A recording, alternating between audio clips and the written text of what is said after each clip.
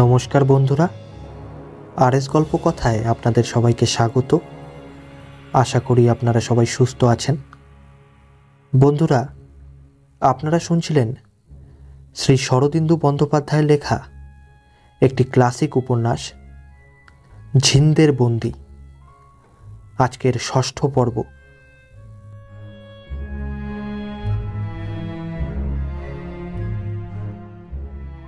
পরদিন প্রভাতে শক্তিগড় যাত্রার কথা রাজসংসারে প্রচারিত হইল। চম্পা পূর্বাহ্নে কিছু জানিত না।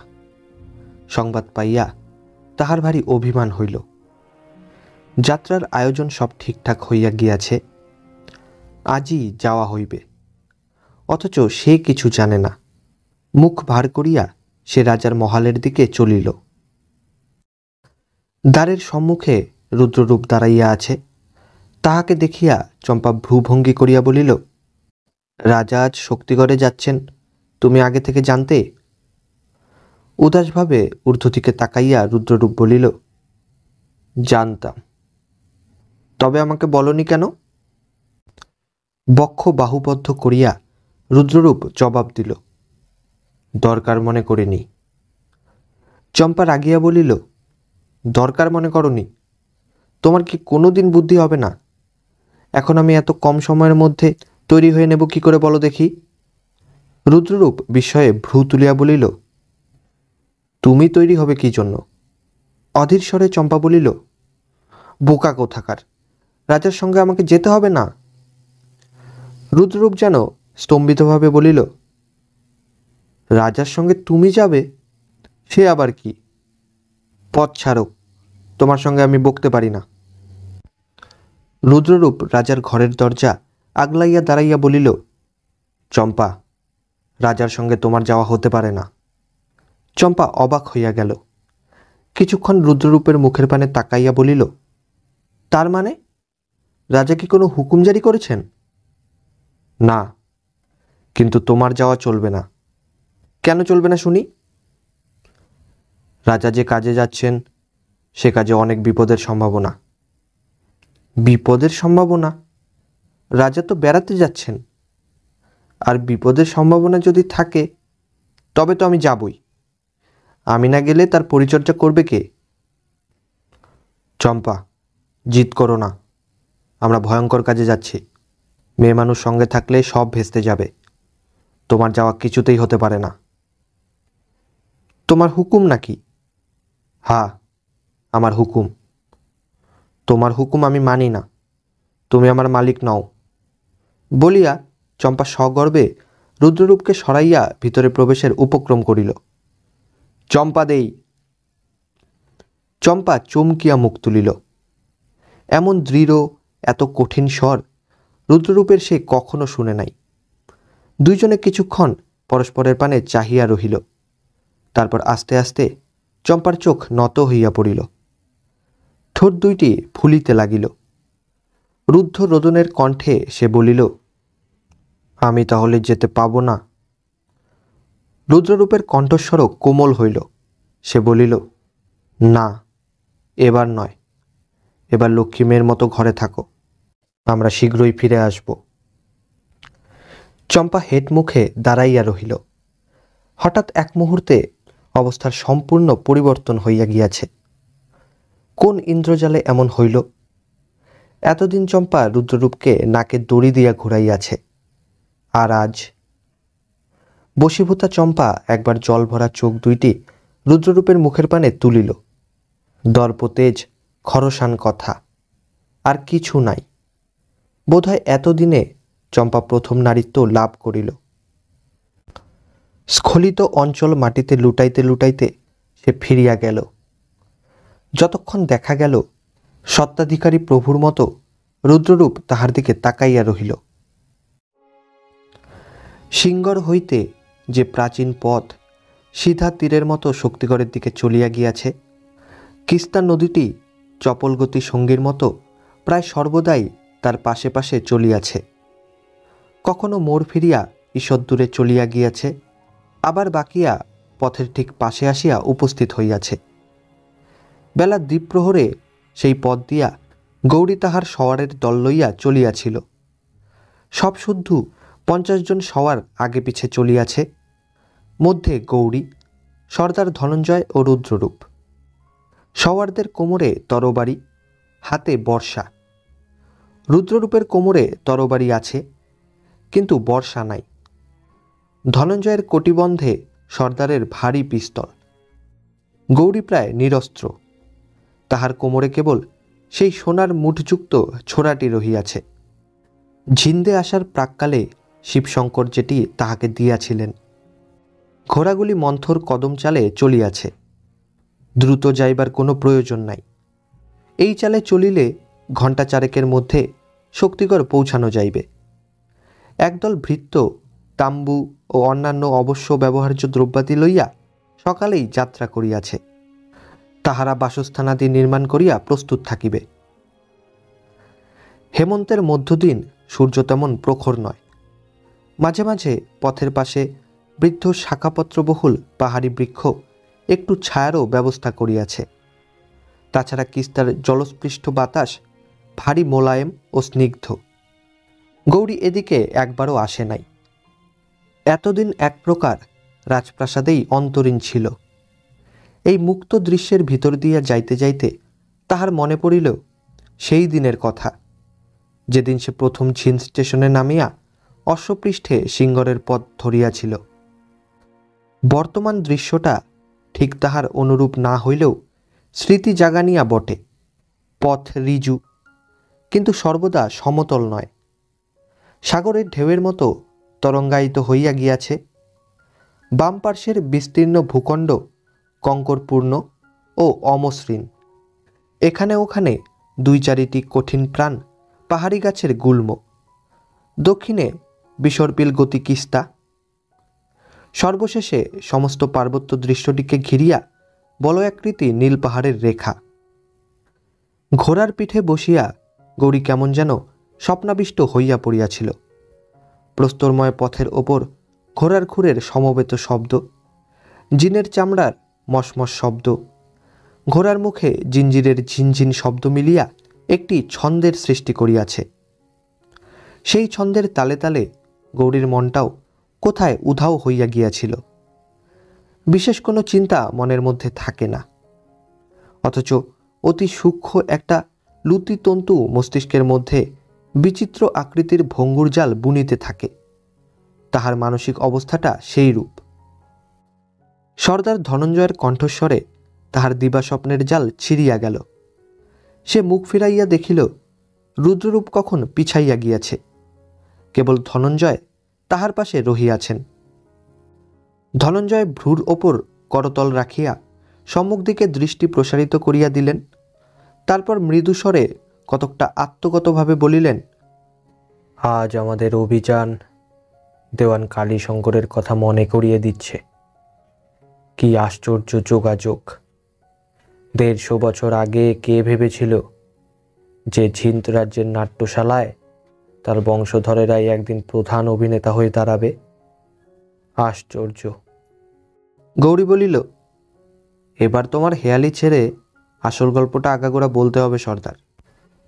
আমাকে কেবল ভ্যাবাচাকা খাইয়ে চুপ করে যাবে সে হবে না। নাও, এখন তো তোমার কোনো কাজ নেই, এইবার কালীশঙ্করের কেচ্ছা আরম্ভ করো।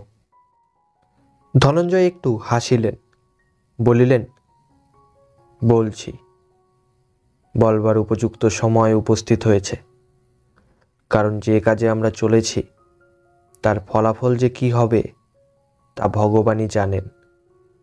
হয়তো শেষ পর্যন্ত তোমার গল্প শুনবার জন্য আমি বেঁচে না থাকতে পারি, কিংবা গল্প বলবার জন্য আমি বেঁচে না থাকতে পারি। সবই সম্ভব। হয়তো আমরা দুজনেই বেঁচে থাকব, অথচ এ গল্প আর বলা চলবে না। তার চেয়ে এই বেলা সেরে রাখা ভালো। গৌরী একটু ভাবিয়া বলিল, আমি এ গল্প শুনলে যদি কারুর অনিষ্টের সম্ভাবনা থাকে তাহলে বলবার দরকার কি?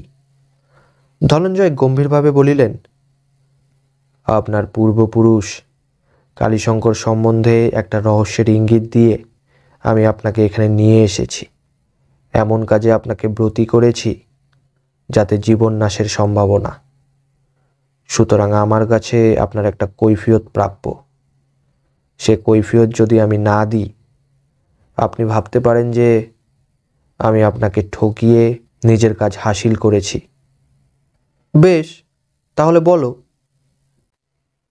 আমি যে গল্প বলবো তাতে শুধু এই কথাই প্রমাণ হবে যে আপনি এ পর্যন্ত অধিকার বহির্ভূত কোনো কাজ করেননি, এবং শেষ পর্যন্ত যদি... ও কথা অনেকবার শুনেছি, এবার গল্প আরম্ভ করো। ধনঞ্জয় বলিতে আরম্ভ করিলেন। গতিশীল সওয়ার দলের অশ্বক্ষুরধ্বনির ভিতর হইতে তাহার অনুচ্চ কণ্ঠস্বর গৌরীর কানে আসিতে লাগিল। সে সম্মুখ দিকে তাকাইয়া শুনিতে লাগিল। গল্প আরম্ভ করবার আগে এ কাহিনী আমি কি করে জানতে পারলাম তা বলা দরকার।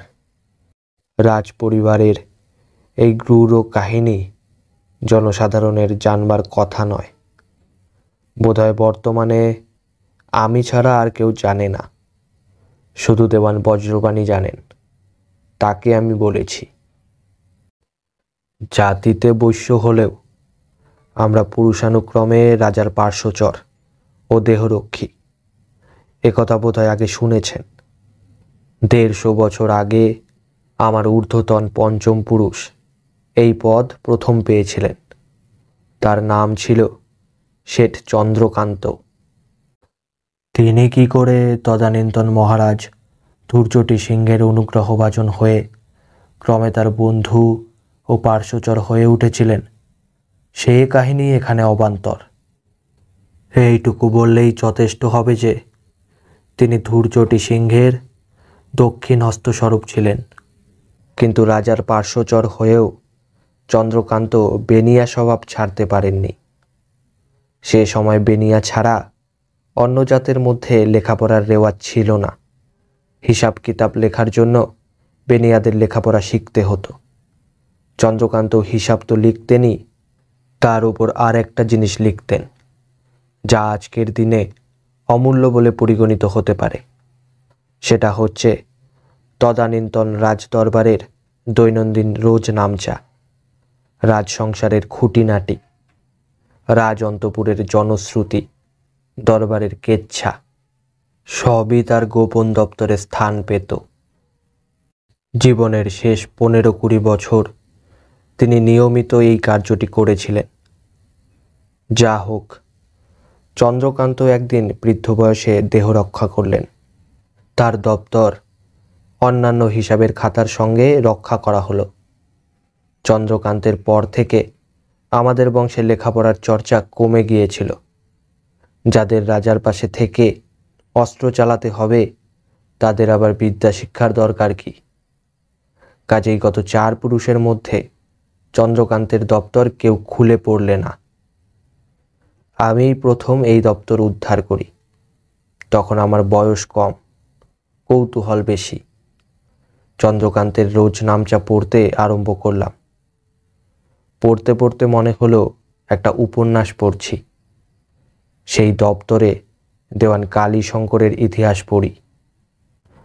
15 বছরের ইতিহাসের ভিতর থেকে কালীশঙ্করের জীবন কাহিনী জল করে ফুটে ওঠে।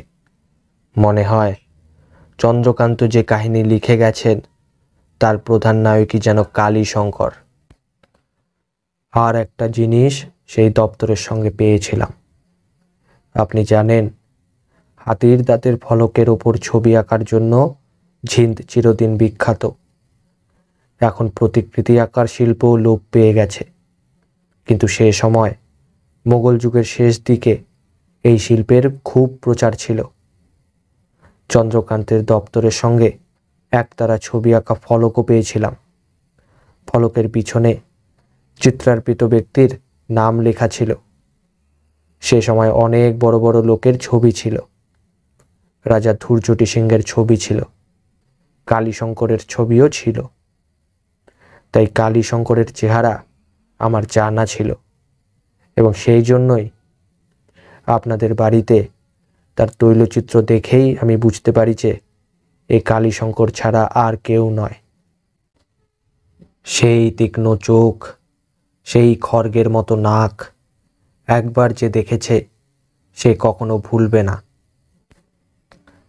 এতক্ষণে আমার কৈফিয়ত শেষ হলো, এবার গল্পটা শুনুন। গল্পটা রোজনামচার ১৫০০ পাতার মধ্যে ছড়ানো আছে। আমি যথাসম্ভব সংকুচিত করে বলছি। ধনঞ্জয় কিছুক্ষণ চুপ করিয়া বোধ করি গল্পটা মনে মনে গুছাইয়া লইলেন। তারপর আবার বলিতে আরম্ভ করিলেন। দপ্তরের ২য় বছরে কালীশঙ্করের নাম প্রথম পাওয়া যায়। প্রথমে দেখি রাজসভায় একজন বাঙালি লড়াক এসেছে। রাজাকে অনেক রকম অদ্ভুত অস্ত্রকৌশল দেখিয়ে মুগ্ধ করেছে। তারপর দেখি কালীশঙ্কর রাজভ্রাতাদের অস্ত্রগুরু নিযুক্ত হয়েছেন। রাজা তখন বয়সে তরুণ, বংশধর জন্মগ্রহণ করেনি।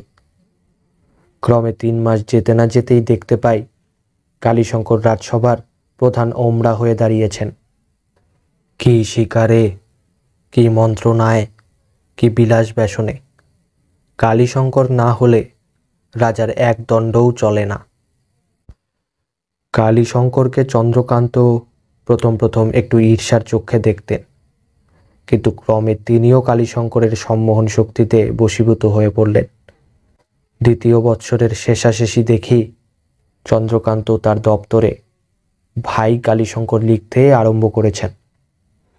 তারা দুজনে যেমন রাজার ডান হাত বা হাত, তেমনি পরস্পর প্রাণপ্রতিম বন্ধু হয়ে উঠেছেন। কেউ কারুর কাছ থেকে কোনো কথা গোপন করেন না। ৪র্থ বর্ষে রাজ্যের সাবেক মন্ত্রী মারা গেলেন। এইবার কালীশঙ্করের চরম উন্নতি হলো।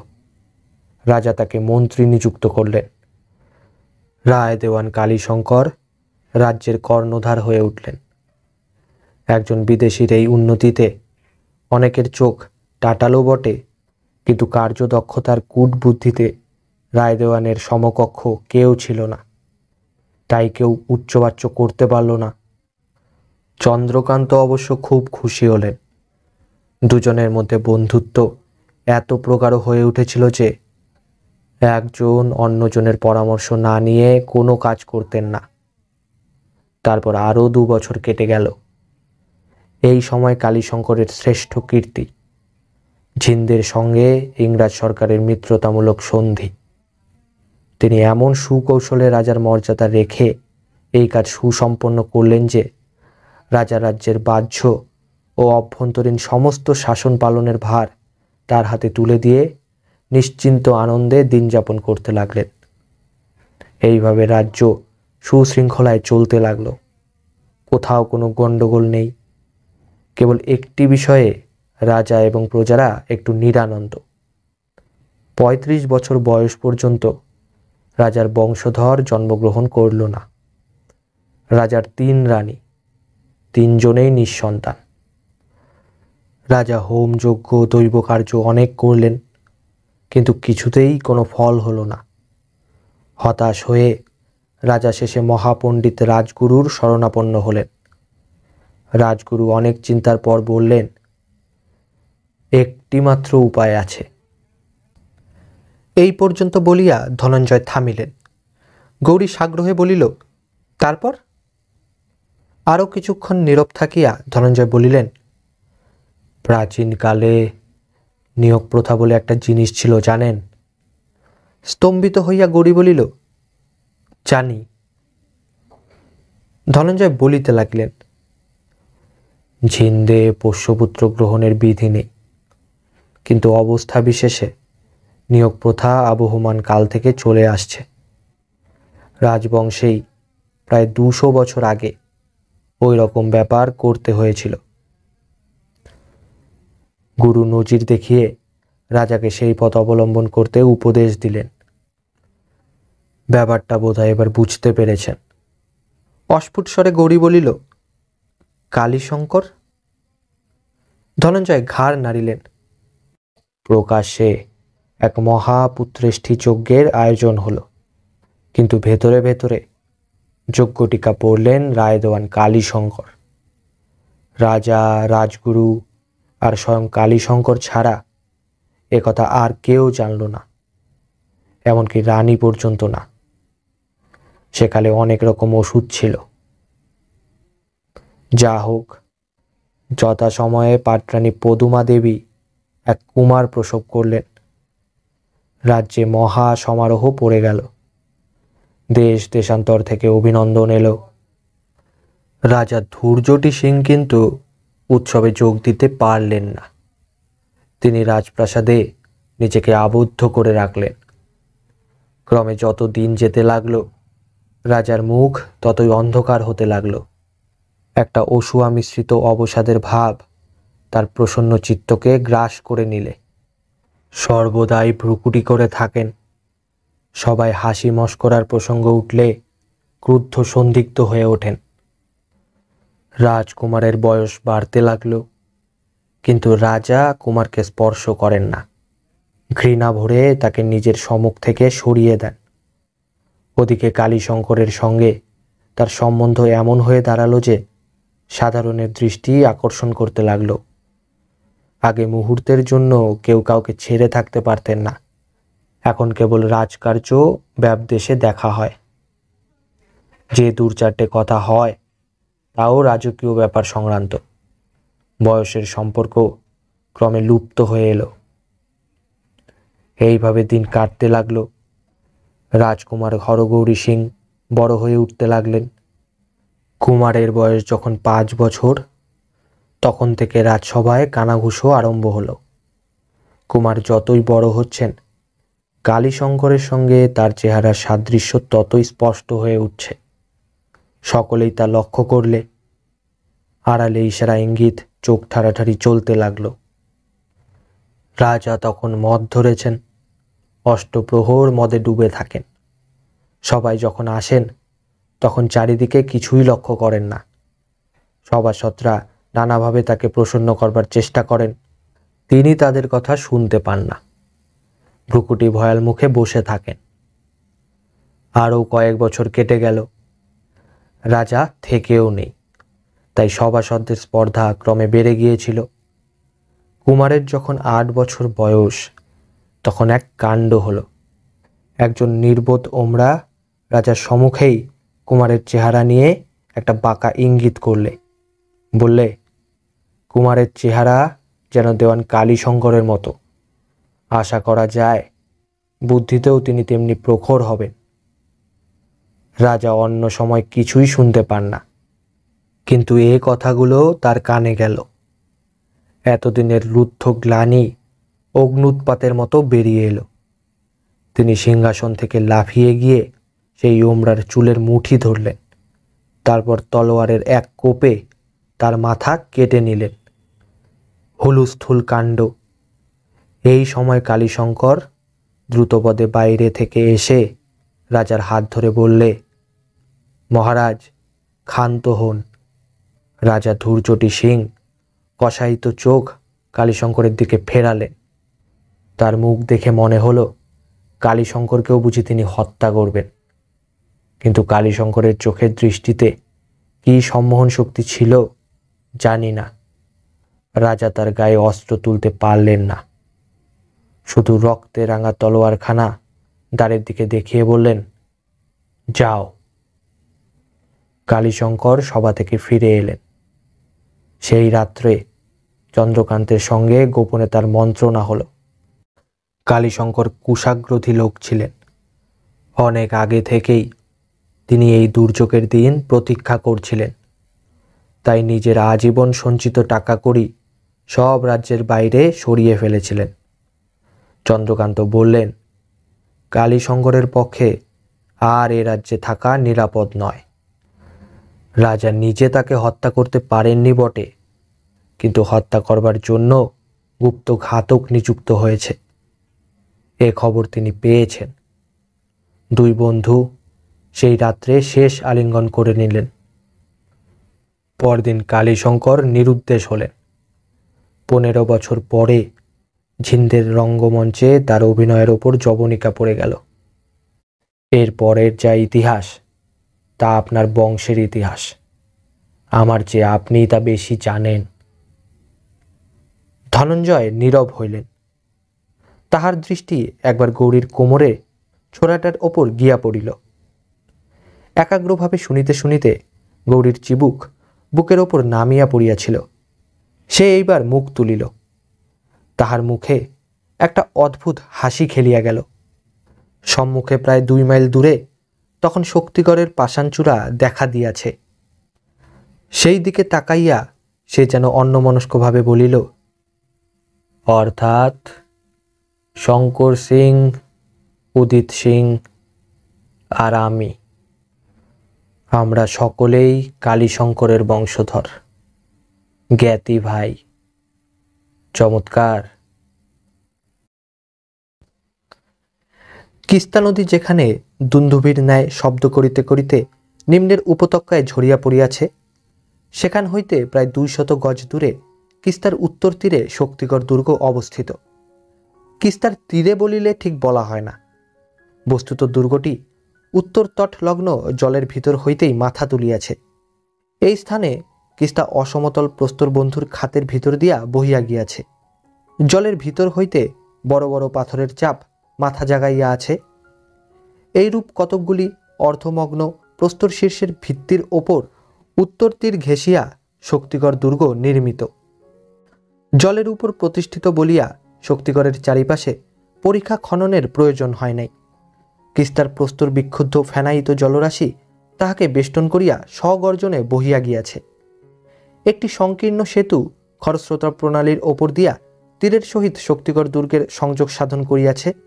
ইহাই দুর্গ প্রবেশের একমাত্র পথ। শক্তিগড় দুর্গটি আয়তনে ছোট। দুর্গের আকারে নির্মিত হইলেও প্রকৃতপক্ষে ইহা একটি প্রাচীর পরীক্ষাবেষ্টিত রাজপ্রাসাদ। নিরুপদ্রব ভোগবিলাসের জন্যই বোধ করি অতীতকালের কোনো বিলাসী রাজা ইহা নির্মাণ করিয়াছিলেন। দুর্গটি এমনভাবে তৈয়ারি যে মাত্র 5-6 বিশ্বাসী লোক লইয়া দুর্গের লৌহতার ভিতর হইতে রোধ করিয়া দিলে অগণিত শত্রু দীর্ঘকাল অবরোধ করিয়াও ইহা দখল করিতে পারিবে না। কিস্তার গর্ভ হইতে কালো পাথরের দুর্ভেদ্য প্রাকার উঠিয়াছে। মাঝে মাঝে স্থূলস্তম্ভাকৃতি বুরুজ, প্রাকার গাত্রে স্থানে স্থানে পর্যবেক্ষণের জন্য সংকীর্ণ ছিদ্র।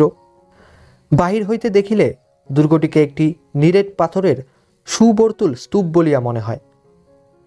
দুর্গদ্বারের সম্মুখে প্রায় 150 গজ দূরে ফাঁকা মাঠের ওপর গৌরীর তাম্বু পড়িয়াছিল। মধ্যস্থলে গৌরীর জন্য একটি বড় শিবির, তাহার চারিপাশে সহচর দিকের জন্য কয়েকখানা ছোট তাম্বু। সবগুলি তাম্বু ঘিরিয়া কাঁটাতারের বেড়া। ধনঞ্জয় কোনো দিকেই সাবধানতার লাঘব করেন নাই।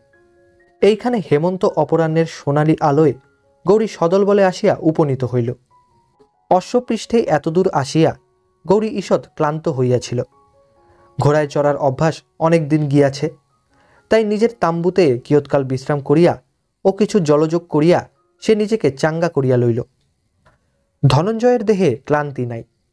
তিনি আসিয়া বলিলেন, অতীতের কোনো সারা শব্দ পাওয়া যাচ্ছে না, বোধহয় ঘাবড়ে গেছে। আমরা যে আসতে পারি তা বেচারা বোধহয় প্রত্যাশাই করেনি। চলুন, কিস্তার ধারে একটু বেড়াবেন, জায়গাটা আপনাকে দেখিয়ে শুনিয়ে দিই। দুইজনে বাহির হইলেন। রুদ্ররূপ তাহাদের সঙ্গে রহিল। কাটাবেড়ার বুহমুখে বন্দুক কিরিচধারী শান্ত্রীর পাহারা। তাহাকে অতিক্রম করিয়া তিনজনের দুর্গদ্বারের দিকে চলিলেন। দুর্গের কাছাকাছি কোথাও লোকালয় নাই। প্রায় অর্ধক্রোশ দূরে কিস্তার তটে ঘন নিবিষ্ট খড়ের চাল একটি গ্রামের নির্দেশ করিতেছে। গ্রামের ঘাটে জেলেডিঙির মতো কয়েকটি ক্ষুদ্র নৌকা বাঁধা। সেই দিকে অঙ্গুলি নির্দেশ করিয়া ধনঞ্জয় বলিলেন, ওই শক্তিগড় গ্রাম, ওটা উদিতের জমিদারি। ওখানকার প্রজারা সব উদিতের গোড়া ভক্ত। গৌরী বলিল, কাছাকাছি কোথাও শস্যক্ষেত্র দেখছি না। এইসব প্রজাদের জীবিকা কি? প্রধানত মাছ ধরাই ওদের ব্যবসা। এই অঞ্চলে জনরা কি জোয়ার পর্যন্ত জন্মায় না। তাছাড়া কুটির শিল্প আছে, ওরা খুব ভালো জরির কাজ করতে পারে। গৌরী দুর্গের দিকে দৃষ্টি ফিরাইল। দুর্গের সিংদরজা তো বন্ধ দেখছি, কোথাও জনমানব আছে বলে মনে হচ্ছে না। ব্যাপার কি? কেউ নেই নাকি? ধনঞ্জয় হাসিয়া বলিলেন, আছে বই কি, তবে বেশি লোক নেই। গুটি 5-6 বিশ্বাসী অনুচর আছে, কিন্তু আপনি অত কাছে যাবেন না। প্রাকারের গায়ে সরু সরু ফুটো দেখতে পাচ্ছেন? ওর ভেতর থেকে হঠাৎ বন্দুকের গুলি বেরিয়ে আসা অসম্ভব নয়। পাল্লার বাইরে থাকাই ভালো। দুর্গের এলাকা সাবধানে অতিক্রম করিয়া পশ্চিম দিকে খানিক দূর গিয়া তাহারা কিস্তার পাড়ে দাঁড়াইলেন। কিস্তার জলে অস্তমান সূর্যের রাঙা ছোপ লাগিয়াছে। শক্তিগড়ের নিকষ কৃষ্ণ দেহেও যেন কুমকুম প্রলেপ মাখাইয়া দিয়াছে। গৌরীর মনে পড়িল প্রহ্লাদের চিঠির কথা। এই দিকেই প্রাকার গাত্রে কোথাও একটি ক্ষুদ্র গবাক্ষ আছে। সেই গবাক্ষ চিহ্নিত কক্ষে শঙ্কর সিং অবরুদ্ধ। গৌরী পর্যবেক্ষণ করিয়া দেখিল, এদিকে জল হইতে 3-4 হাত উপরে কয়েকটি চতুষ্কোণ জানালা রহিয়াছে। তাহার মধ্যে কোনটি শঙ্কর সিংয়ের জানালা তাহা অনুমান করা শক্ত। জানালাগুলির নিম্নে ক্ষুদ্র জলরাশি আবর্তিত হইয়া বহিয়া গিয়াছে। নিম্নে নিমজ্জিত পাথর আছে। সাঁতার কাটিয়া বা নৌকার সাহায্যে জানালার নিকটবর্তী হওয়া কঠিন। দুর্গের দিক হইতে চক্ষু ফিরাইয়া গৌরী কিস্তার অপর পারে তাকাইল। এতক্ষণ সে লক্ষ্য করে নাই নদীর অন্য পারে দুর্গের প্রায় সমান্তরালে একটি বেশ বড় বাগান বাড়ি রহিয়াছে। কিস্তা এখানে প্রায় 300 গজ চওড়া, তাই পরপার পরিষ্কার দেখা যায় না। তবু একটি উপবন বেষ্টিত প্রাসাদ সহজেই চোখে পড়ে। বাগানের প্রান্তে একটি বাঁধানো ঘাটও কিস্তার জলে ধাপে ধাপে অবগাহন করিতেছে। এই বাগান ও বাড়িতে বহু লোকের চলাচল দেখিয়া মনে হয় যেন এই বিজন প্রান্তে কোনো উৎসবের আয়োজন চলিতেছে। গৌরী বলিল, একটা বাগান বাড়ি দেখছি, ওটাও কি উদিতের নাকি? ধনঞ্জয় বলিলেন, না, নদীর ওপারে উদিতের সম্পত্তি কি করে হবে? ওটা ঝড়োয়া রাজ্যের অন্তর্গত। বাগান বাড়িটা ঝড়োয়ার বিখ্যাত সর্দার অধিক্রম সিংয়ের সম্পত্তি। ওদিকটা সবই প্রায় তার জমিদারি। তারপর চোখের ওপর করতল রাখিয়া কিছুক্ষণ সেই দিকে দৃষ্টিপাত করিয়া বলিলেন, কিন্তু অধিক্রমের বাগান বাড়িতে এত লোক কিসের? অধিক্রম মাঝে মাঝে তার জমিদারিতে এসে থাকে বটে, কিন্তু এ যেন মনে হচ্ছে কোনো উৎসব উপলক্ষে বাগান বাড়ি সাজানো হচ্ছে। কি জানি, হয়তো তার মেয়ের বিয়ে। রুদ্ররূপ পিছন হইতে সসম্ভ্রমে বলিল, আজ্ঞে হাঁ, অধিক্রম সিংয়ের মেয়ে কৃষ্ণাবাইয়ের সঙ্গে হাবিলদার বিজয়লালের বিয়ে। গৌরী সচকিত হইয়া বলিল, তাই নাকি? তুমি কোথা থেকে শুনলে? রুদ্ররূপ বলিল, শহরে অনেকেই বলা বলি করছিল। শুনেছি ঝড়োয়ার রানী নাকি স্বয়ং এ বিয়েতে উপস্থিত থাকবেন। কৃষ্ণাবাই রানীর সখী কি না? গৌরী জিজ্ঞাসা করিল, কবে বিয়ে? তা বলতে পারি না, বোধহয় পরশু। সে রাত্রে কৃষ্ণা যে ইঙ্গিত করিয়াছিল শীঘ্রই আবার সাক্ষাৎ হইতে পারে, গৌরী এতক্ষণে তাহার অর্থ বুঝিতে পারিল। বাপের জমিদারি হইতে কৃষ্ণার বিবাহ হইবে, রানীও আসিবেন। সুতরাং এত কাছে থাকিয়া দেখা সাক্ষাৎ হইবার কোনো বিঘ্ন নাই। অধিক্রম সিং কন্যার বিবাহে হয়তো রাজাকে নিমন্ত্রণ করিতেও পারেন। গৌরীর ধমনীতে রক্তচঞ্চল হইয়া উঠিল। সে একদৃষ্টে ওই উদ্যান বেষ্টিত বাড়িটার দিকে চাহিয়া রহিল। এই সময় দূরে দুর্গদ্বারের ঝনৎকার শুনিয়া তিনজনেই সেই দিকে দৃষ্টি ফিরাইল। দুইজন অশ্বারোহী আগে পিছে সংকীর্ণ সেতুর ওপর দিয়া বাহিরে আসিতেছে। দূর হইতে অপরাহ্নের আলোকে তাহাদের চেহারা ভালো দেখা গেল না। ধনঞ্জয় শ্যান দৃষ্টিতে কিয়ৎকাল সেই দিকে চাহিয়া থাকিয়া বলিলেন, উদিত আর ময়ূরবাহন। তাহার মুখে উদ্বেগের ছায়া পড়িল। তিনি একবার কাঁটাতার বেষ্টিত তাম্বুর দিকে তাকাইলেন, কিন্তু এখন আর ফিরিবার সময় নাই। উদিত তাহাদের দেখিতে পাইয়াছে এবং এই দিকেই আসিতেছে। তিনি গৌরীর দিকে ফিরিয়া বলিলেন, ওরা আপনার কাছেই আসছে। সম্ভবত দুর্গের ভিতর নিয়ে যাবার নিমন্ত্রণ করবে। রাজি হবেন না? আর সতর্ক থাকবেন। প্রকাশ্যে কিছু করতে সাহস করবে না বোধ হয়। তবু রুদ্ররূপ, তোমার পিস্তল আছে? আছে। বেশ, তৈরি থাকো। বিশেষভাবে ময়ূরবাহনটার দিকে লক্ষ্য রেখো। বলিয়া তিনি গৌরীর পাশ হইতে কয়েক পা সরিয়া দাঁড়াইলেন। রুদ্ররূপও পিছু হটিয়া কিছু দূরে সরিয়া গেল। দুইজনে এমনভাবে দাঁড়াইলেন যাহাতে উদিত ও ময়ূরবাহন আসিয়া গৌরীর সম্মুখে দাঁড়াইলে তাহারা দুই পাশে থাকিয়া তাহাদের ওপর নজর রাখিতে পারেন। উদিত ও ময়ূরবাহন ঘোড়া ছুটাইয়া গৌরীর 2 গজের মধ্যে আসিয়া ঘোড়া থামাইল। তারপর ঘোড়া হইতে নামিয়া যুক্তকর কপালে ঠাকাইয়া অবনত শিরে গৌরীকে অভিবাদন করিল। ধনঞ্জয় তাহা দেখিয়া মনে মনে বলিলেন, ভক্তি কিছু বেশি দেখছি।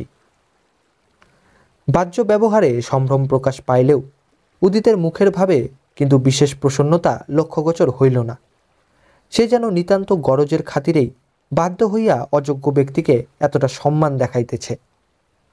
বস্তুত তাহার চোখের দৃষ্টিতে বিদ্রোহপূর্ণ অসহিষ্ণুতার আগুন চাপা রহিয়াছে, তাহা সহজেই বোঝা যায়। ময়ূরবাহনের মুখের ভাব কিন্তু অতি প্রসন্ন। তাহার কিংসুক ফুল্ল অধরে যে হাসিটা ক্রীড়া করিতেছে তাহাতে ব্যঙ্গ বিদ্রুপের লেশ মাত্র নাই, বরঞ্চ ঈষৎ অনুতপ্ত পারবশ্যই ফুটিয়া উঠিতেছে। সে যেন পূর্বদিনের ধৃষ্টতার জন্য লজ্জিত। উদিত প্রথম কথা কহিল।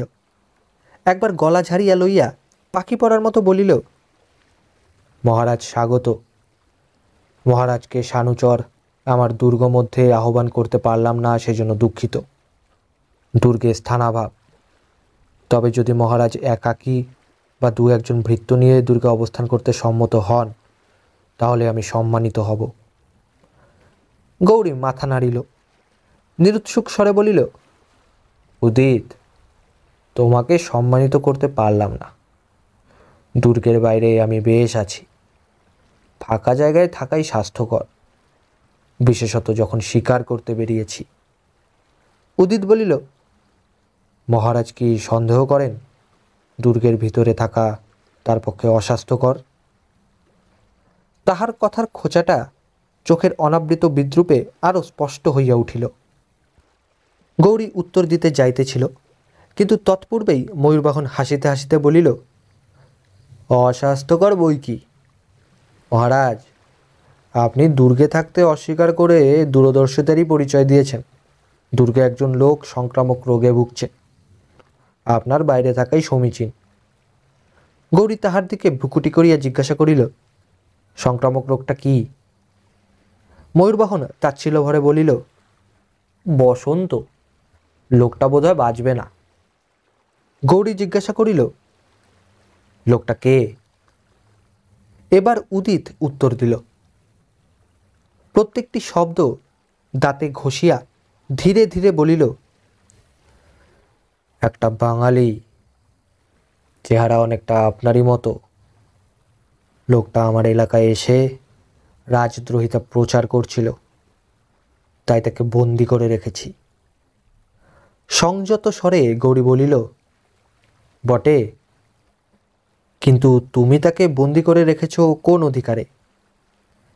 ঈষৎ বিস্ময়ে ভ্রু তুলিয়া উদিত বলিল, আমার সীমানার মধ্যে আমার দণ্ডমুণ্ডের অধিকার আছে, একথা কি মহারাজ জানেন না? গৌরী পলকে নিজেকে সামলাইয়া লইল, অবজ্ঞাভরে বলিল, শুনেছি বটে, কিন্তু সে লোকটা যদি রাজদ্রোহ প্রচার করে থাকে তাহলে তাকে রাজসকাশে পাঠানোই উচিত ছিল। তার অপরাধের বিচার আমি করব। উদিত, তুমি অবিলম্বে এই বিদ্রোহীকে আমার কাছে পাঠিয়ে দাও। উদিত অধর দংশন করিল। কুটিল বাক্য হানাহানিতে সে পটু নয়, তাই নিজের কথার জালে নিজেই জড়াইয়া পড়িয়াছে। সে ক্রুদ্ধ চোখে চাহিয়া কি একটা রূঢ় উত্তর দিতে যাইতেছিল, ময়ূরবাহন মাঝে পড়িয়া তাহা নিবারণ করিল। প্রফুল্ল স্বরে বলিল, মহারাজ ন্যায্য কথাই বলেছেন। কুমার উদিতেরও তাই ইচ্ছা ছিল, কিন্তু লোকটা হঠাৎ রোগে পড়ায় আর তা সম্ভব হয়নি।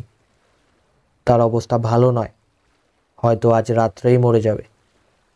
এরকম অবস্থাতে তাকে মহারাজের কাছে পাঠানো নিতান্ত নৃশংসতা হবে। তবে যদি সে বেঁচে যায় তাহলে কুমার উদিত নিশ্চয় তাকে বিচারের জন্য মহারাজের হুজুরে হাজির করবেন, কিন্তু বাঁচার সম্ভাবনা তার খুবই কম। গৌরী আকাশের দিকে চোখ তুলিয়া যেন ভাবিতে ভাবিতে বলিল, লোকটা যদি মারা যায় তাহলে কিন্তু বড় অন্যায় হবে। মৃত্যু বড় সংক্রামক রোগ, দুর্গের অন্য অধিবাসীদেরও আক্রমণ করতে পারে। অকৃত্রিম হাসিতে ময়ূরবাহনের মুখ ভরিয়া গেল। এই নিগুড় বাকযুদ্ধ সে পরম কৌতুকে উপভোগ করিতেছিল। এখন সপ্রশংস নেত্রে গৌরীর মুখের পানে চাহিল। উদিত কিন্তু আর অসহিষ্ণুতা দমন করিতে পারিল না। ঈষৎ কর্কশ্বরে বলিয়া উঠিল, ও কথা থাক, মহারাজকে দুর্গের নিমন্ত্রণ করলাম। তিনি যদি সম্মত না হন, তাম্বুতে থাকায় বেশি স্বাস্থ্যকর মনে করেন, সে তার অভিরুচি। বলিয়া অশ্বে আরোহণ করিতে উদ্যত হইল। ময়ূরবাহন মৃদুস্বরে তাহাকে স্মরণ করাইয়া দিল, শিকারের কথাটা। উদিত ফিরিয়া বলিল, হ্যাঁ, মৃগয়ার সব আয়োজন করেছি। আমার জঙ্গলে বরাহ হরিণ পাওয়া যায় জানেন বোধ হয়। যদি ইচ্ছা করেন কাল সকালেই শিকারে বেরোনো যেতে পারে। গৌরী বলিল, বেশ, কাল সকালেই বেরোনো যাবে। উদিত লাফাইয়া ঘোড়ার পিঠে চড়িয়া বসিল। তারপর ঘোড়ার মুখ ফিরাইয়া অবজ্ঞা ভরে একটা নমস্তে বলিয়া ঘোড়া ছুটাইয়া দিল। ময়ূরবাহন তখনও ঘোড়ায় চড়ে নাই। উদিত দূরে চলিয়া গেলে ময়ূরবাহন রেকাবে পা দিয়া অনুচ্চ স্বরে বলিল, আপনার সঙ্গে আমার একটা গোপনীয় কথা আছে। কথাগুলি সে এত নিম্নকণ্ঠে বলিল যে অদূরস্থ ধনঞ্জয়ও তাহা শুনিতে পাইলেন না। গৌরী সপ্রশ্ন নেত্রে চাহিল। ময়ূরবাহন পূর্ববৎ বলিল, এখন নয়, আজ রাত্রে আমি আসব। 11টার সময় এইখানে আসবেন, তখন কথা হবে। নমস্তে। বলিয়া মাথা ঝুঁকাইয়া সঙ্গে সঙ্গে লাফ দিয়া ঘোড়ায় চড়িল। তারপর তাহার কষাহত ঘোড়া দ্রুতবেগে উদিতের অনুসরণ করিল। ছাউনির দিকে ফিরিতে ফিরিতে গৌরী ধনঞ্জয়কে ময়ূরবাহনের কথা বলিল। শুনিয়া ধনঞ্জয় বলিলেন, আবার একটা কিছু নতুন শয়তানি আসছে। তা তো বটেই, কিন্তু এখন কর্তব্য কি? দীর্ঘকাল আলোচনা ও পরামর্শের পর স্থির হইল যে ময়ূরবাহনের সহিত দেখা করাই যুক্তিসঙ্গত। তাহার অভিপ্রায় যদিও এখনো পরিষ্কার বুঝা যাইতেছে না, তবু অনুমান হয় যে সে উদিতের সহিত বেইমানি করিবার মতলব আটিয়াছে। ইহাতে রাজাকে উদ্ধার করিবার পন্থা সুগম হইতে পারে। গৌরী যদিও ময়ূরবাহনের সহিত কোনো প্রকার সম্বন্ধ রাখিতেই অনিচ্ছুক ছিল, তথাপি নিজেদের মূল উদ্দেশ্য স্মরণ করিয়া ব্যক্তিগত ঘৃণা ও বিদ্বেষ দমন করিয়া রাখিল। কর্তব্য স্থির করিয়া ধনঞ্জয় অন্য প্রকার আয়োজনে প্রবৃত্ত হইলেন। দুইজন গুপ্তচর দুর্গের সেতুমুখে লুক্কায়িত করিয়া রাখিলেন, যাহাতে ময়ূরবাহন একাকী আসিতেছে কিনা পূর্বাহ্নে জানিতে পারা যায়। এমনও হইতে পারে যে কুচক্রী উদিত গৌরীকে হঠাৎ লোপাট করিয়া দুর্গে লইয়া যাইবার এই নতুন ফন্দি বাহির করিয়াছে। উদিত ও ময়ূরবাহনের পক্ষে অসাধ্য কিছুই নাই। রাত্রি 11টার সময় চর আসিয়া খবর দিল যে ময়ূরবাহন একাকী আসিতেছে। তখন গৌরী, রুদ্ররূপ ও ধনঞ্জয় তাম্বু হইতে বাহির হইলেন। অন্ধকার রাত্রি, নক্ষত্রের সম্মিলিত আলো এই অন্ধকারকে ঈষৎ তরল করিয়াছে মাত্র। নির্দিষ্ট স্থানে গিয়া তিনজনে দাঁড়াইলেন। অদূরে কিস্তা করধ্বনি করিতেছে। দুর্গের কৃষ্ণ অবয়ব একচাপ কঠিন প্রস্তরীভূত অন্ধকারের মতো আকাশের একটা দিক আড়াল করিয়া রাখিয়াছে। দুর্গের পাদমূলে কেবল আলোকের একটা বিন্দু দেখা যাইতেছে। হয়তো উহাই শঙ্কর সিংয়ের গবাক্ষ। কিয়ৎকাল পরে সতর্ক পদধ্বনি শোনা গেল। পদধ্বনি ৩-৪ গজের মধ্যে আসিয়া থামিল। তারপর হঠাৎ বৈদ্যুতিক টর্চ জ্বলিয়া উঠিয়া প্রতীক্ষমান তিনজনের মুখে পড়িল। ময়ূরবাহন বলিয়া উঠিল, এ কি? আমি কেবল রাজার সঙ্গে কথা বলতে চাই। গৌরী ও রুদ্ররূপ দাঁড়াইয়া রহিল। ধনঞ্জয় ময়ূরবাহনের দিকে অগ্রসর হইয়া গেলেন। তাহার দক্ষিণ করতলে পিস্তলটা আলোক সম্পাতে ঝকমক করিয়া উঠিল। তিনি বলিলেন, তা বটে, কিন্তু তোমার যা বলবার আছে আমাদের তিনজনের সামনেই বলতে হবে। তাহলে আদাব, আমি ফিরে চললাম। বলিয়া ময়ূরবাহন ফিরিল। ধনঞ্জয়ের বাম হস্ত তাহার কাঁধের ওপর পড়িল। অত সহজে ফেরা যায় না ময়ূরবাহন। ময়ূরবাহন ভ্রুকুটি করিয়া ধনঞ্জয়ের হস্তস্থিত পিস্তলটার দিকে তাকাইল। অধর দংশন করিয়া কহিল, তোমরা আমাকে আটক করতে চাও? আপাতত তুমি যা বলতে এসেছ তা বলা শেষ হলেই তোমাকে ছেড়ে দিতে পারি। তোমাদের সামনে আমি কোনো কথা বলবো না। ময়ূরবাহন বক্ষ বাহুবদ্ধ করিয়া দাঁড়াইল। তাহলে আটকে থাকতে হবে? বেশ, কিন্তু আমাকে আটক করে তোমাদের লাভ কি? লাভ যে কিছু নাই তাহা ধনঞ্জয়ও বুঝিতেছিলেন। তিনি ঈষৎ চিন্তা করিয়া বলিলেন, তুমি রাজার সঙ্গে এই মাঠের মাঝখানে একলা কথা বলতে চাও। তোমার যে কোনো কু অভিপ্রায় নেই আমরা বুঝব কি করে? একবার ময়ূরবাহন হাসিল, বলিল, কি কু অভিপ্রায় থাকতে পারে? রাজা কি ক্ষীরের লাড়ু যে আমি টপ করে মুখে পুরে দেব? তোমার কাছে অস্ত্র থাকতে পারে। তল্লাশ করে দেখো, আমার কাছে অস্ত্র নেই। ধনঞ্জয় কথায় বিশ্বাস করিবার লোক নহেন। তিনি রুদ্ররূপকে ডাকিলেন। রুদ্ররূপ আসিয়া ময়ূরবাহনের বস্ত্রাদি তল্লাশ করিল, কিন্তু মারাত্মক কিছুই পাওয়া গেল না। ময়ূরবাহন বিদ্রুপ করিয়া কহিল, কেমন, আর ভয় নেই তো? ধনঞ্জয় আবার বলিলেন, আমাদের সামনে বলবে না? না। ময়ূরবাহন দৃঢ়ভাবে মাথা নাড়িল। তখন ধনঞ্জয় কহিলেন, বেশ, কিন্তু আমরা কাছাকাছি থাকব, মনে রেখো। যদি কোনো রকম শয়তানির চেষ্টা করো তাহলে। ধনঞ্জয় মুষ্টি খুলিয়া পিস্তল দেখাইলেন। ময়ূরবাহন উচ্চস্বরে হাসিল। সর্দার, তোমার মনটা বড় সন্দিগ্ধ। বয়সকালে তোমার ক্ষেত্রয়ানীকে বোধহয় এক লহমার জন্যেও চোখের আড়াল করতে না। ক্ষেত্রয়ানী অবশ্য তোমার চোখে ধুলো দিয়ে হা হা হা। হাসিতে হাসিতে ময়ূরবাহন গৌরীর দিকে অগ্রসর হইয়া গেল। টর্চের আলো নিবাইয়া ময়ূরবাহন কিয়ৎকাল গৌরীর সঙ্গে ধীর পদে পাদচারণ করিল। রুদ্ররূপ ও ধনঞ্জয় তাহাদের পশ্চাতে প্রায় 20 হাত দূরে রহিলেন। হঠাৎ নীরবতা ভঙ্গ করিয়া ময়ূরবাহন বলিল, আপনার সব পরিচয়ই আমরা জানি। শুষ্ক স্বরে গৌরী বলিল, এই কথাই কি এত রাত্রে বলতে এসেছ? ময়ূরবাহন উত্তর দিল, না। কিয়ৎকাল নীরব থাকিয়া যেন আত্মগতভাবে বলিতে আরম্ভ করিল, আপনার ভাগ্যের কথা ভাবলে হিংসা হয়। কোথায় ছিলেন বাংলাদেশের এক নগণ্য জমিদারের ছোট ভাই, হয়ে পড়লেন একেবারে স্বাধীন দেশের রাজা। শুধু তাই নয়, সেই সঙ্গে পেলেন এক অপূর্ব সুন্দরী রাজকন্যার প্রেম। একেই বলে ভগবান যাকে দেন ছপ্পর ফোরকে দেন। কিন্তু তবু পৃথিবীতে সবই অনিশ্চিত।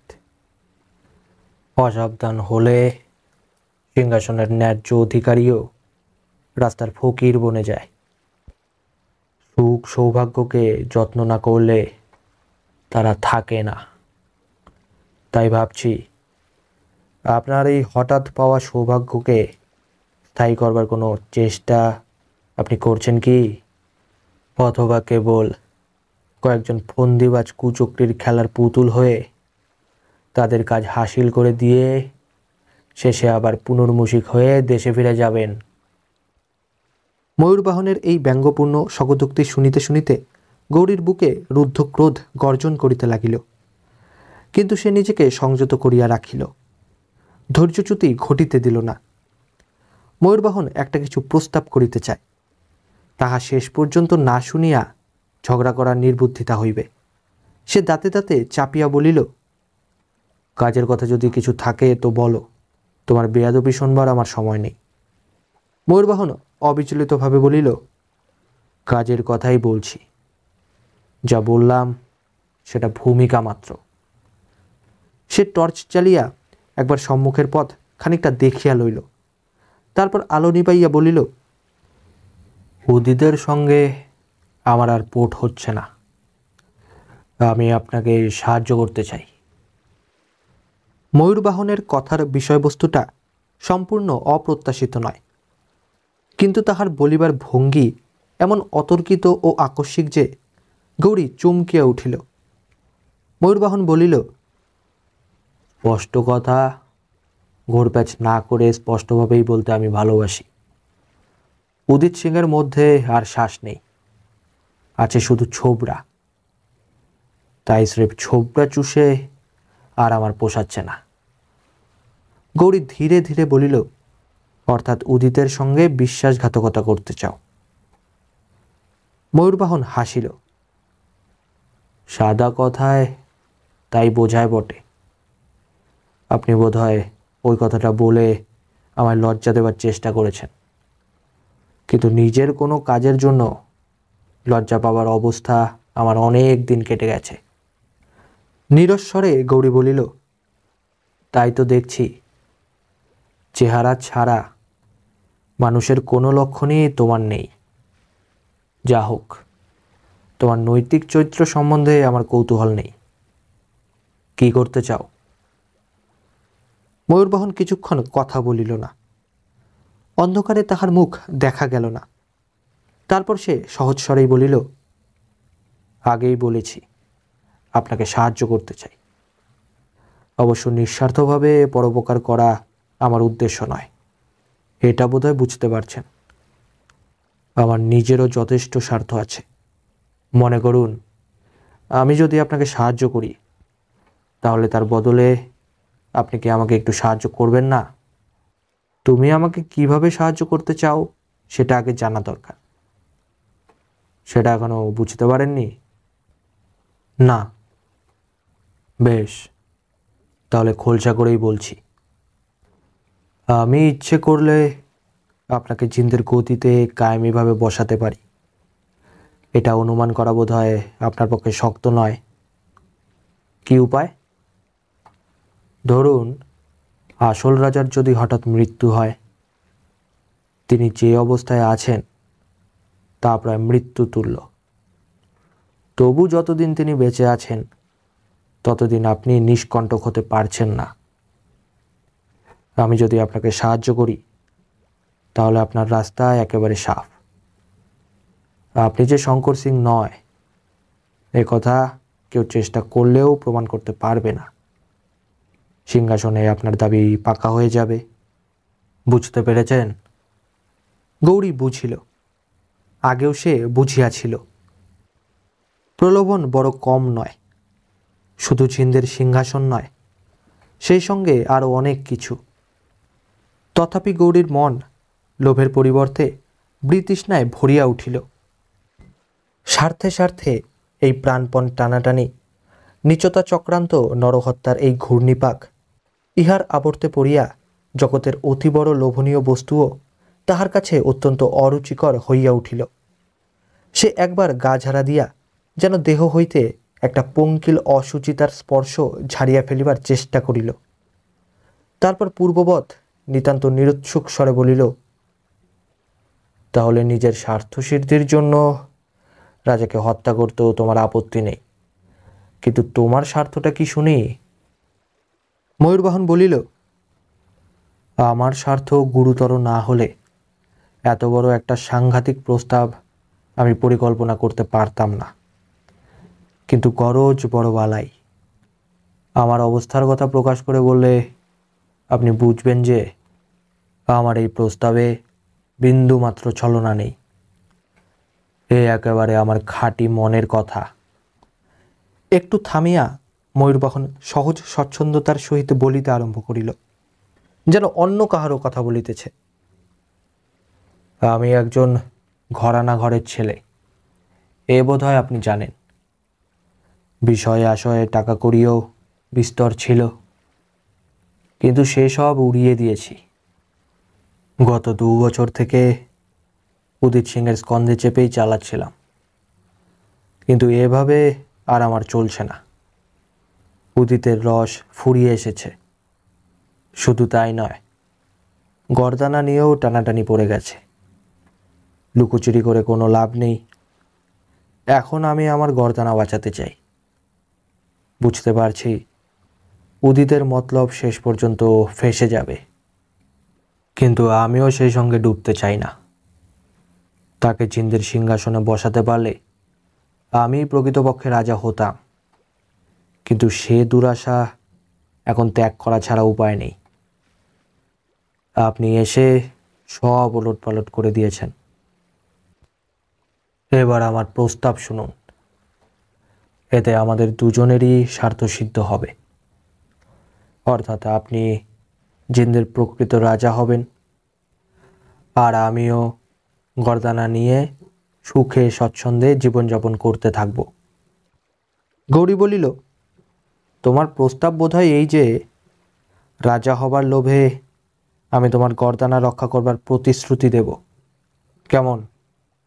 প্রতিশ্রুতি? ময়ূরবাহন মৃদু কণ্ঠে একটু হাসিল। দেখুন, ও জিনিসের ওপর আমার বিশেষ শ্রদ্ধা নেই। অবস্থা গতিতে মানুষ প্রতিশ্রুতি ভুলে যায়। আপনিও হয়তো রাজা হয়ে প্রতিশ্রুতি মনে না রাখতে পারেন। আমার প্রস্তাবটা একটু অন্য ধরনের। বটে, কি তোমার প্রস্তাব শুনি? আমার প্রস্তাব খুব মোলায়েম। আমি একটি বিয়ে করতে চাই। বিয়ে করতে চাও? হ্যাঁ, ভেবে দেখুন, বিয়ে করে সংসার ধর্ম পালন করবার আমার সময় উপস্থিত হয়েছে। তুমি কি আমার সঙ্গে রসিকতা করবার চেষ্টা করছো? আগে না। স্থানকাল পাত্র কোনোটাই রসিকতা করবার অনুকূল নয়। আমি খুব গম্ভীরভাবেই বলছি। তবে শুনুন, ত্রিবিক্রম সিংয়ের মেয়ে চম্পাবাইকে আমি বিয়ে করতে চাই। উদ্দেশ্য খুব সোজা। ময়ূরবাহনের গর্দানার ওপর কারুর মমতা না থাকতে পারে, কিন্তু ত্রিবিক্রম সিংহের জামাইয়ের গর্দানার দাম যথেষ্টই আছে। চম্পাবাইকে বৈধব্য যন্ত্রণা ভোগ করাতে সর্দার ধনঞ্জয়েরও সংকোচ হবে। তারপর ত্রিবিক্রম সিংহের ওই একটি মেয়ে, তার মৃত্যুর পর মেয়েই উত্তরাধিকারিণী হবে। সুতরাং সব দিক দিয়েই চম্পাবাই আমার উপযুক্ত পাত্রী। এই প্রস্তাবের কল্পনাতীত ধৃষ্টতা গৌরীকে কিছুক্ষণের জন্য নির্বাক করিয়া দিল। চম্পা! অনাঘ্রাত ফুলের মতো নিষ্পাপ চম্পাকে এই ক্লেদাক্ত পশুটা চায়? গৌরী দাঁতে দাঁত ঘষিয়া বলিল, তোমার স্পর্ধা আছে বটে। ঈষৎ বিষয়ে ময়ূরবাহন বলিল, এতে স্পর্ধা কি আছে? ত্রিবিক্রম আমার স্বজাতি। বংশগৌরবে আমি তার চেয়ে ছোট নয়, বরং বড়। তবে আপত্তি কিসের?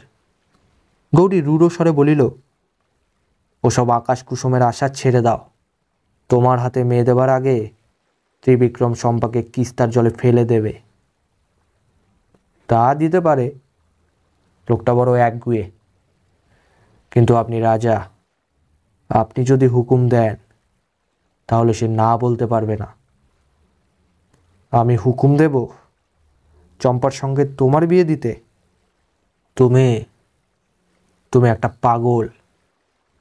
ময়ূরবাহন মৃদু স্বরে বলিল, বিনিময়ে আপনি কি পাবেন সেটাও স্মরণ করে দেখবেন। হো! গৌরী উচ্চকণ্ঠে হাসিল। তাহারা কিস্তার একেবারে কিনারায় আসিয়া দাঁড়াইয়াছিল। সম্মুখে 50 হাত দূরে অন্ধকার দুর্গ। সেই দিকে তাকাইয়া গৌরী বলিল, বিনিময়ে রাজাকে হত্যা করে তুমি আমার প্রত্যুপকার করবে? এই না। সহজভাবে ময়ূরবাহন বলিল, এতক্ষণে আমার সমগ্র প্রস্তাবটা আপনি বুঝতে পেরেছেন। গৌরী তিক্ত স্বরে কহিল, তুমি মনে করো জিন্দের সিংহাসনে আমার বড় লোভ। মনে করা অস্বাভাবিক নয়। তাছাড়া আরেকটি লোভনীয় জিনিস আছে, ঝড়োয়ার কস্তুরীবাই। গৌরীর কঠিন স্বর তাহার কথা শেষ হইতে দিল না। চুপ! ও নাম তুমি উচ্চারণ করো না। এবার তোমার প্রস্তাবের উত্তর শোনো। তুমি একটা নরকের কীট, কিন্তু আমাকে লুব্ধ করতে পারবে না। সিংহাসনে আমার লোভ নেই, যা ন্যায় তো আমার নয় তা আমি চাই না। পৃথিবীতে রাজ ঐশ্বর্যের চেয়েও বড় জিনিস আছে, তার নাম ঈমান, কিন্তু সে তুমি বুঝবে না। ময়ূরবাহন, তুমি আমাকে অনেকভাবে ছোট করবার চেষ্টা করেছ, তার মধ্যে আজকের এই চেষ্টা সবচেয়ে অপমানজনক।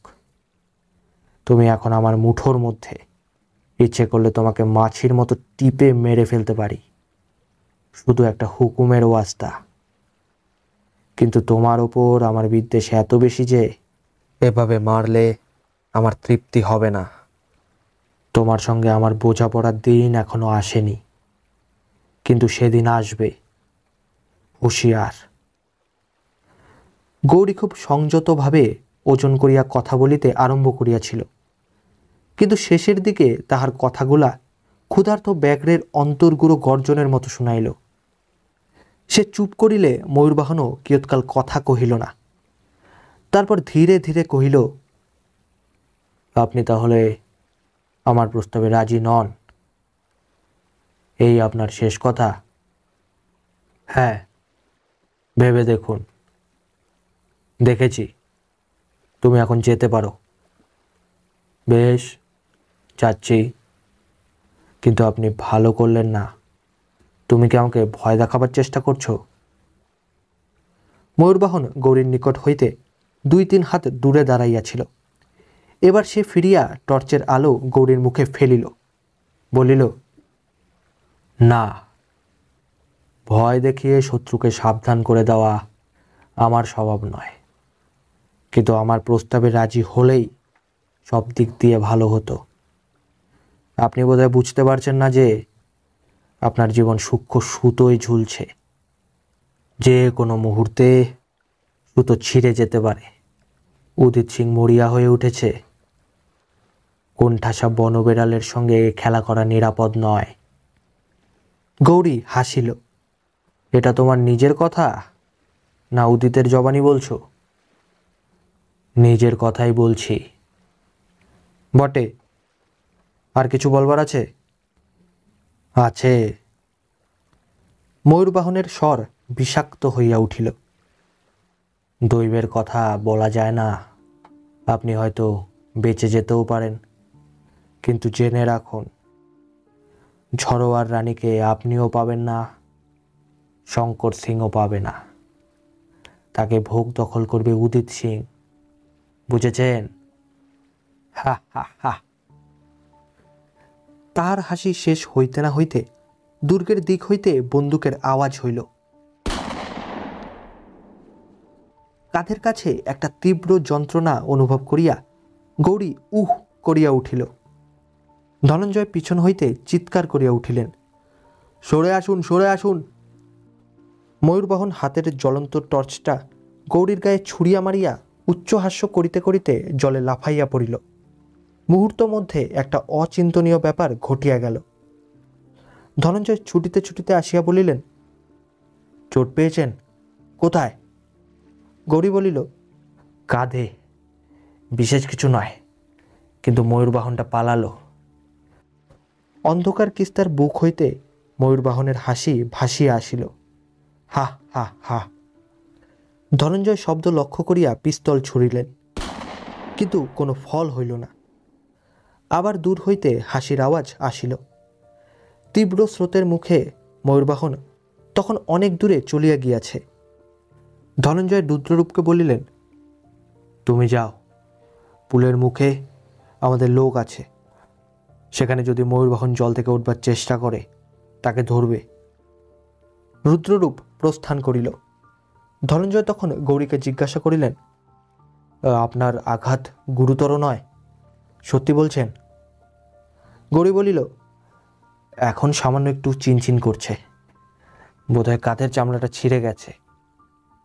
যাক, কান ঘেঁষে গেছে। চলুন, ছাউনিতে ফেরা যাক। চলো। যাইতে যাইতে ধনঞ্জয় বলিলেন, ওহ, কি ভয়ানক শয়তানি বুদ্ধি! নিজে নিরস্ত্র এসেছে আর দুর্গে লোক ঠিক করে এসেছে। কথাবার্তায় আপনাকে দুর্গের কাছে বন্দুকের পাল্লার মধ্যে নিয়ে গিয়ে তারপর মুখের উপর টর্চের আলো ফেলেছে, যাতে দুর্গ থেকে বন্দুকবাজ আপনাকে দেখতে পারে। ব্যাপারটা ঘটবার আগে পর্যন্ত ওদের মতলব কিছু বুঝতে পারিনি। না, কিন্তু আমি ভাবছি ময়ূরবাহন শেষকালে যা বললে তার মানে কি? কি বললে? গৌরী জবাব দিতে গিয়া থামিয়া গেল, বলিল, কিছু না।